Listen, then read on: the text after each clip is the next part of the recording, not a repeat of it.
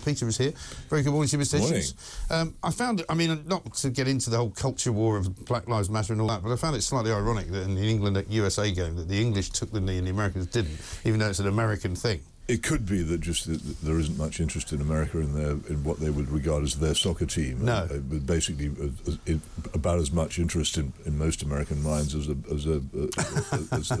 national netball team. Although they did get the biggest, not a game they care much about. They did get the biggest audience that they've ever had. Well, that probably isn't saying very much. 15 million, which is probably nothing like they get for the Super Bowl. No, well, again, probably the Hispanic population of the USA is increasingly, of course, keen on football. But just as a lot of cricket is played among migrants from India and Pakistan, the Caribbean as well. But it's and the Caribbean, but it's still the national games remain American football and baseball, and anything else is a bit of basketball. Of course, anything else is pretty much a minor sport. Yes, I think that's right. We should talk about football for the first time. I don't think you and I have ever spoken about football really particularly. But there's a reason for that. I know nothing about it at all. Does the World Cup sort of pass you by then, as it were? Well, I did actually. One of my children urged me to watch one of the games, the England versus USA game the other night. It was probably one of the worst games you could have watched. Indeed, it was incredibly bad. Dull as heck. Dull wouldn't even begin to describe how boring it was, actually. It was. But it was typically English in the sense that they'd got everybody very excited with the first game, which was quite exciting, and then the second game being a complete and utter opposite. I'm told the theory is that what's-his-name, Southgate, has one objective in mind, which is to get through the tournament. St. Gareth. Is it? Right, OK. But he apparently his aim is totally to get into the final. Yes. And if you have to play several really boring games with no risks at all to do that, then that's what you do. This is the tragedy of the great English footballing mind, is that, you know, that to get to the final is an achievement, but they never talk about winning it. No, it's like when you want to win. They don't think they're going to. Well, I don't think they do, but even so, they can still strive to win it and say they wanted to win it. Look enthusiastic. For me, this is an intrusion into the private grief of people who care about football. I feel I shouldn't really get involved. Well, you managed to turn it into a conversation about the church. Well, yeah, they turned it rather interesting. The church turned into that conversation. It's an extraordinary posting on the Church of England's website, which was drawn to my attention by a keen reader of mine. Look here, you want to look at this. There they were, proposing that they postponed the December the 18th carol services in case it clashed with the World Cup. I'm sorry, but if you think eternity is important, then it has to be more important than a football game. Well, you would think, even if it is the World Cup. I mean, eternity doesn't just come around every 4 years. It's sort of there all the time, isn't it? No, it took me back. I didn't mention it because most people probably have forgotten it, but there was many years ago, I think shortly after the introduction of colour on the BBC, they had this fantastically successful drama series, The Forsyte Saga. Yeah. I remember that. Well, but it was shown, and this is before video recorders, and it was shown on Sunday evenings, round about the time of Evensong, which is then still a very popular service in Church of England parish churches. And lots of vicars said, "Oh well, what we'll do is we'll postpone Evensong so that people can watch the Forsyte Saga." The result was the service died. That was the end of that. It almost completely stopped happening. About 4 or 5 people might turn up, but it stopped being a major service. And this was, of course, before the days when you could record it and watch it later. Absolutely none of that at all. No, I think about 3 people in the country probably have video recorders now. So you couldn't. The great thing about video recorders for me has always been that you stop watching television because you record something because the preview says it's great. Yes. And then you read the reviews and they say it was terrible. So you never bother to actually read. And of course, now what happens is that whenever the BBC or ITV do their collective sort of, ratings, they count now things that you might have watched later. So if you've watched something on iPlayer, that still counts for. Well, if you did watch it later, okay, but if you might have watched it later, that's a bit of a. Well, I've always thought these things are a bit of a swizz. All of these so-called figures which are amortised into something. They've talked to 5 people and multiplied it by 1 million. You try and find out how they compile them one day. I once did, and I just ended up completely baffled. I had to lie down. Yeah. I couldn't understand it, and I don't think I was meant to. No, I don't think anybody does. Nobody really knows how TV figures actually work, and whether you count a particular hour. How the hell do you do that? I mean, do you actually... I mean, yes, if you gave somebody a diary and they were assiduous enough to take it down every single hour, every single minute of every hour, that they did anything, I would think that was accurate. Whereas if people are in church, then you know they're there. Yes, exactly right. And when they're not in church, you know... You also know that, too. But you also know that there's not much going on in church, because church is now in decline, isn't it? Yeah, of course, but it's in decline partly because it's so feeble when faced with the spirit of the age. It's, oh, well, OK, if there's football, then let's not bother. Right. And then this other proposal for a nativity play, which suggested whether nativity Crikey, play that's revolutionary. Has the shepherds singing to the tune of Football's Coming Home. I won't try to sing it. No. He's coming soon, about the approaching saviour of the world. And you think, well, are you actually taking this issue seriously enough? At one point, a football lands in the manger, apparently. Yes, because at what point... This is not being suggested by some progressive primary school teacher. It's being suggested by the actual National Church of England. It is ridiculous. They are beyond. They are beyond satire. But it is this thing, isn't it, where people become obsessed with, okay, well, this is the new kind of culture, so let's try and attract the people who like that into the church by making it more like what they like. It doesn't work like that. But the truth of it has been, it's very interesting, there are statistics on this, which again are measured by real presences of people in real churches, that particularly the cathedrals of the Church of England, which have tended to stick to traditional worship with traditional music and old-fashioned ways of doing it, have been experiencing larger and larger congregations, whereas the churches which have gone all Rocky Horror and funky and have made themselves as modern as possible continue to experience a decline. And you would have thought that might suggest to some people that maybe being a bit tougher about what you believe is more likely to succeed. Well, for those people as well who only occasionally go, for example, those who may want to go to midnight mass or something on Christmas Eve, if you do that, you don't want to be kind of confronted with a lot of World Cup style, jiggery pokery, do you? You just expect to be given the traditional carol singing. Well, if you don't go very often, you want to see probably what you experienced as a child, which obviously will not be what the Church of England wants you to experience, because they keep changing everything to make it more modern and up-to-date religion. It's like luxury bus, isn't it? It's one of those terms that doesn't actually make sense. No, it really doesn't. But you're right to kind of point it out, because there is this... I think partly as well, and I mentioned all the Christmas lights going on, I was quite horrified, probably about pretty much early November, I happened to find myself in Oxford Street, and all the Christmas lights were up. They weren't actually lit yet because it was daylight, and they hadn't officially switched them on, but they were up at the beginning of November. Well, you were lucky you didn't also find Easter eggs for next year on display. Well, I mean, they've got to do what they can. That'll be soon. And I was talking to my sister at the weekend in America, and it's always slightly more truncated there because Thanksgiving comes first, and so they won't be putting Christmas trees up until probably later this week, which is December, which is fair enough. Yeah, but Christmas isn't such a big deal over there anyway. It's not, no. No, Thanksgiving is the big holiday. Thanksgiving is really the big holiday. I came to the conclusion. Yes. And it's interesting that Christmas Eve... Because it's non-denominational. It's partly that. Also, I found that Christmas itself, Christmas Eve was it. And if you went, as I tried to do, to church in Washington, D.C. on Christmas morning, it actually wasn't particularly well attended. Everybody had gone the night before, and that was it. Okay. And then Christmas was over. They don't have Boxing Day as such. No. No, they never understood that. The Canadians have Boxing Day, but the Americans don't. No, it's quite weird. New Year is the same. They don't really understand why you take a day off. Well, I don't either, so I'm completely with them. Well, you'll hate it this year because we've got 2 bank holidays after Christmas, Monday and Tuesday, because Christmas Day is a Sunday, and then we've got another one on the following Monday, which is going to wreak havoc, of course, with anybody trying to go on strike.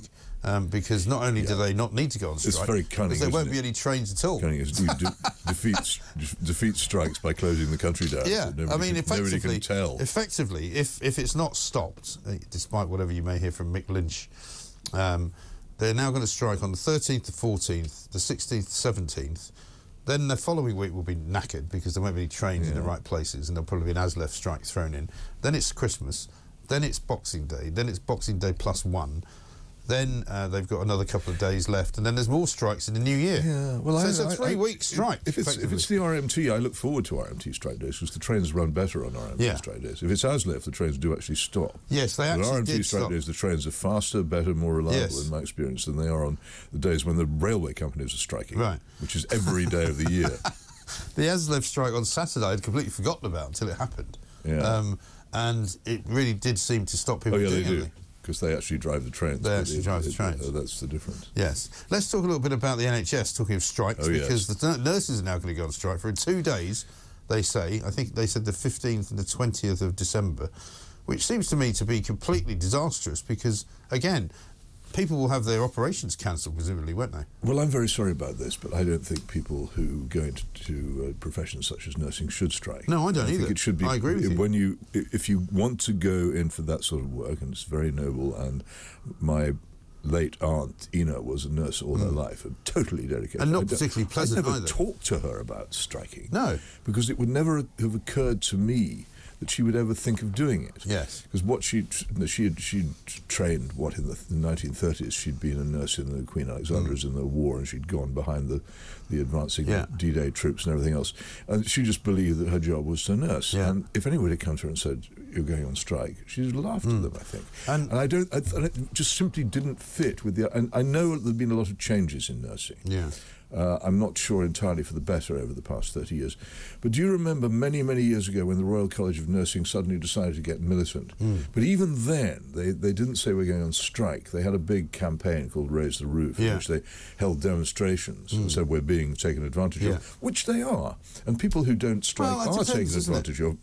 But that, I'm afraid, is the price you pay for wanting to do something which is actually above the level of dedication that most people are prepared to put up with. As ever, there's a lot of different truths around these stories, though, because depending on which kind of nurse you are, which band you're in, you make reasonable money. Some nurses are overworked, some are not. Some only have to work 36-hour week, and if they don't want to, or if they want to, they can then get overtime for working the rest of it, you know. Well, I try not to criticise other people's work patterns. So do I. It's just it's not for me to do. But I just think if you're doing something like that, where people are relying on you ultimately for mercy, ambulance driving, nursing, being a doctor, being a fireman, being a police officer, quite good pay deals. People who are banned from striking often do. Right. Do you remember when the GCHQ, the spooks, were banned from striking? Yes. Almost immediately their pay went up, quite considerably more than ever would have done. Public sector workers are now doing a lot better than they were, because they were meant to be doing the job, one, because it was a sort of vocation, two, because they got good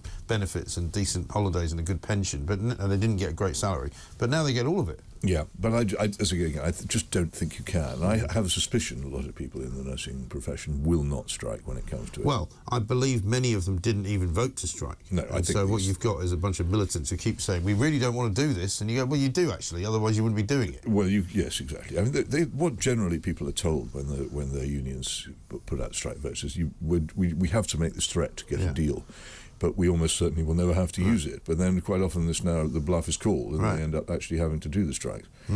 And all the people that I hear talking about doing it sound pretty kind of radical to me. But before we do that, let's talk a bit about China, which is in an extraordinary place this week, it would seem. It seems as though the people are revolting. Well, I did a lot of travelling to China in the early part of this century, and I was terrified by it. I thought that it was one of the most frightening countries I've ever been to, because first of all, the possibility it would go wrong, and secondly, the possibility that it would go right and that China would become the major superpower. And it's extraordinary, the vastness of the enterprise that's being created there, and of course the huge number of people who have been completely oppressed and without any real freedom pretty much since the start of the communist regime, and even more so since the current President Xi Jinping took over. And amazingly, they're calling for his resignation. Well, they are, but the Chinese apparatus of repression is not stupid. All those people are being filmed. All their identities are known. As soon as they get home or go to work, they will be arrested and carted off. And possibly never seen again. And you'll never see them again. And there's going to be a contest here between the level of public feeling and the level of fear. And it's not clear how it will work out. You, of course, will remember the great massacre of Tiananmen Square. Of course. People didn't realise, I don't think, at that stage how violent the Chinese state could be if it wanted to be, but they know now, and they also know how the extraordinarily powerful and all-embracing its surveillance state is now. I would be really scared about protesting against that. And at the moment, I feel that the courage of the people involved is extraordinary. It is. We've got some footage now of something in Hong Kong. Hong Kong residents actually holding a vigil for the victims of that terrible apartment fire. Not safe there anymore. It's really not. And it's in the far western city of Urumqi, which is, the allegation is that the people were being locked in their houses because of COVID. Well, it's very likely. And there was a fire and they couldn't get out. I don't think it's at all. I think it's almost certainly there's film of it apparently, and it shows what happened. And I think it's very likely we know about people being welded into their flats because of the COVID panic, and I think this kind of thing has continued. I've been to Urumqi, but mainly over the great contest there between the Chinese and the Uyghurs. Right. It used to be the Uyghur capital. The area is now very heavily populated by Chinese who've moved in large numbers. Right. There's a lot of tension there as well. And they've just sort of moved the whole way in which China colonizes its outlying parts is quite astonishing as well. It really is. I mean, incredible. Obviously, we'll keep an eye on that. We're talking to Ian Williams later in the show as well about that. He's an expert on what happens in China and what they're doing and what they're likely to do next. Shall we talk a bit about the school situation? Your book is out, I think, now, about grammar schools being shut down. Funnily enough, there was a story about one Latimer Upper School, which we were talking about earlier. Nick Clegg has sent his youngest son there. When I was young, that was a grammar school, and I used to play football for Cardinal Vaughan against. Well, it was a special kind of grammar school. Yeah, it was to make people go on. Politicians now go on about how we should get the private sector and the state sector to cooperate. Yeah, they never do because the government really hates the private sector anyway. But between 1944 and 1974, about 180, if you count the Scottish equivalent schools, we call direct grant or grant-aided schools. Yes. They were private day schools, but they took in very large numbers of children from state primaries, sometimes very large indeed. Who had taken the 11 plus. Who had taken the 11 plus and passed it and got absolute Rolls-Royce education for nothing. Right. It was a fantastic arrangement. Many people, Alan Rickman is my favourite example of this, and Alan Bennett and other people who came up from Alan Rickman's father was a painter and decorator. Alan Bennett's father was a co-op butcher. They came up from very, very ordinary backgrounds into great prominence because of fantastic education available for nothing. And the reason why private schools flourish in this country is because that arrangement was destroyed. And the private schools were dying on their feet in the early 60s because the grammar schools and the direct grants were creaming them. And they were much better schools. And they were, of course they were better because they were harder to get into and they had higher standards. And they were all shut down. And so the private schools were given a great boost because parents who wanted their children to be properly educated and could just about afford it were pretty much bound to pay. What this does, this idea of putting VAT on school fees, of course, is it reserves private schools only for the super rich. It's a way of strengthening privilege. Now, why would a Labour government want to strengthen privilege? Education is a tremendously valuable commodity, and if people are prepared to pay for that instead of clothes and holidays and big houses, oughtn't we to encourage them? Well, I've often argued the position that if we did away with private schools, all schools would improve because what you'd end up being was a lot more kind of egalitarian. I know that might just be a theory. It hasn't worked. No. And every time it hasn't worked. And every time I suggest it, I'm always surprised by the numbers of people who say, actually, no, we work very hard, we're not rich, but we put our children into private school because we think we have to do that because the local state school is so bad. And so I always end up changing my mind because it's not the purview of the rich anymore. It's a lot of middle class people. If you want to get rid of private schools, have good state schools. Private schools are not unknown, but they're very much a minority interest in Germany, where they still have a grammar school system. And private schools are really for the super rich and for dunces in Germany, and they don't have similar the to America, actually. Well, I would say the elite, the real elite in America, the real super rich. But use the private schools. But most ordinary people. It's called Grottelsex. There's a whole lot of it's an acronym for all the top prep schools in the. But they're Obama went to private school. Yeah, but they're very they are really elite, aren't they? Yeah, they are. I mean, like Trump went to because almost nobody can afford them. Yeah, Trump went to one of those military academies, didn't he? If you want to get good education in America, what you do is you save up for college and try and live in the catchment area of a good high school. Yes. Very similar to here in a way. Right. Now. But the high school system seems a bit more homogenous than the one here, which is all over the place. Where I lived in Bethesda in Maryland, the house prices depended on whether you were in the area of a particular school. The great one in those days around there was Walt Whitman. If your house was in the catchment area of Walt Whitman, the price zoomed up. Right. So and then you pay property taxes as well. Yeah, it's disguised private education. Yeah. Interesting.